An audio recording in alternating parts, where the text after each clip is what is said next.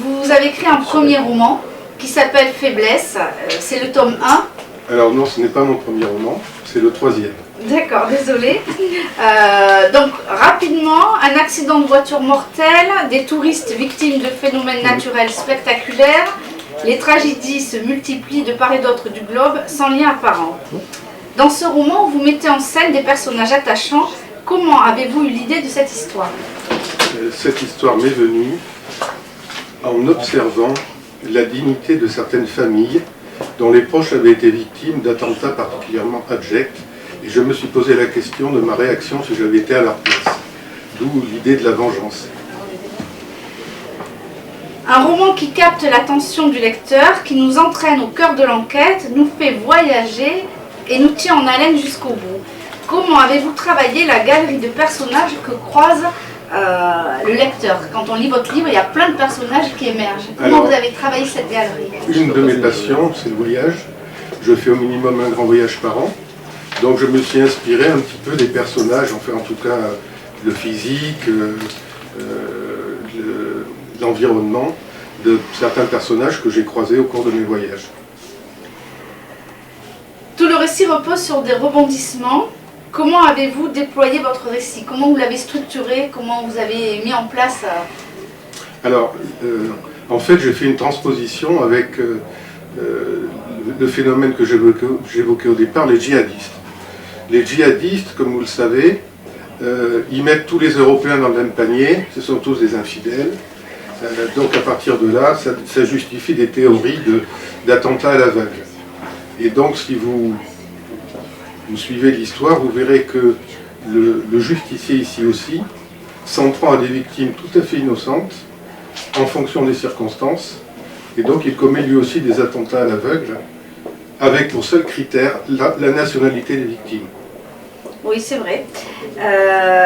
Alors le héros, Fred, enfin il y a trois personnages phares quand même. Il y a Fred, donc c'est un policier entêté, Victor et Nathan, deux frères, oui, qui ont été durement éprouvés par la vie, oui, notamment la mort de leur père, oui. Et donc il y a un besoin de vengeance.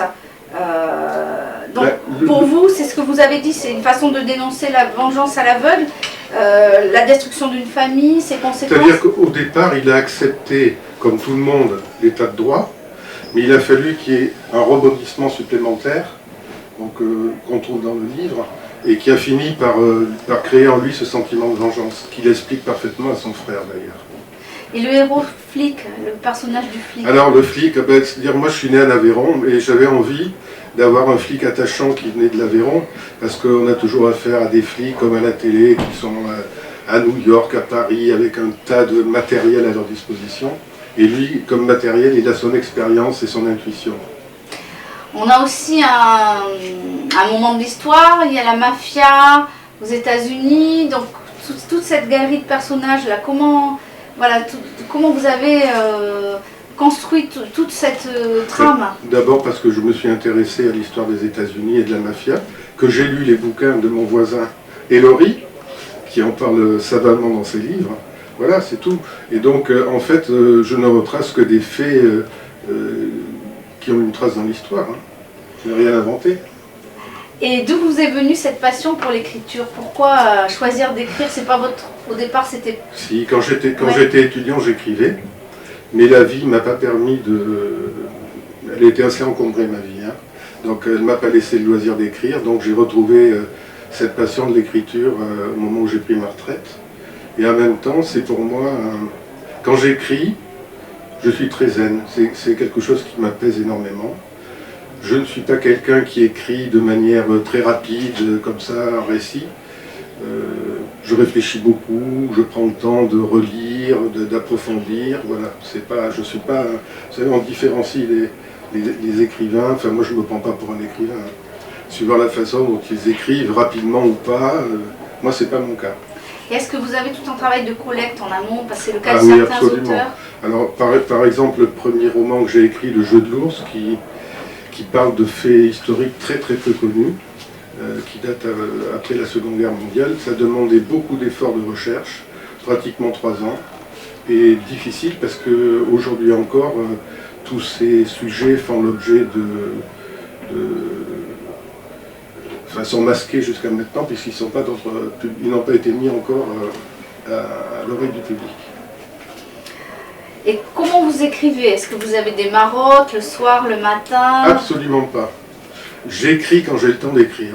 Donc c'est monstrueux parce que je ne trouve pas le temps de rester 3 ou 4 heures à la suite pour écrire.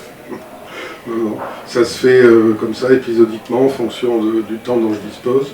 Donc à chaque fois, il faut se remettre dans le bain, se reconcentrer, se remettre dans l'histoire. C'est pour ça que c'est un peu long, des fois, pour sortir un livre. Vous avez une bande-son, il y a des écrivains qui écoutent certains morceaux de musique qui inspirent leur récit. Alors c'est pas systématique, mais moi je suis assez passionné de ça. Oui. La musique a toujours fait partie de mes études, de mon environnement, de ma famille.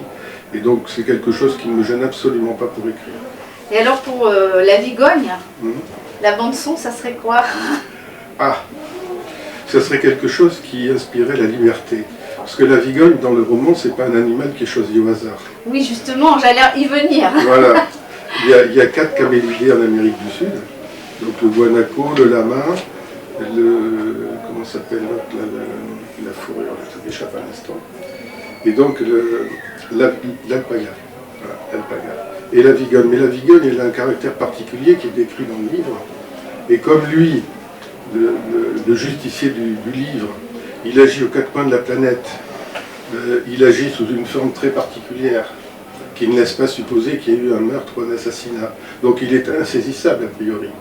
Donc par défi, il veut abandonner sur place une carte postale qui représente la vigogne. Et parce que là-dedans, il reconnaît certains des traits de sa démarche et de son caractère. D'accord. Et donc la bande-son? Quelque chose qui inspirait la liberté, de léger. Vous n'avez pas quelque chose, un compositeur, un interprète, rien qui vous vient? Pas comme ça, non. Ça sera la libre imagination des lecteurs. Bon, on me dit qu'il ne reste plus qu'une minute, donc qu'est-ce que vous auriez à dire au public pour qu'il ait envie de lire votre livre et comment vous pourriez le résumer en 1 minute pour donner le goût de qu'est-ce qu'il pourrait... Mais comme je l'ai dit, c'est l'histoire de la vengeance d'un homme ordinaire dont les proches ont été tués à la suite d'accidents meurtriers ou d'homicides. Et donc va naître en lui cet esprit de vengeance qu'il n'a pas au départ. Et donc en fait il va trouver pour se venger une façon bien à lui d'agir aux 4 coins du monde et en masquant ses assassinats sous l'aspect de phénomènes naturels. Bon, ben merci Pierre Arnal. Il y aura une suite puisque le tome 2 est en cours d'écriture. D'accord. Merci à vous. On aura l'occasion de se revoir. Merci beaucoup.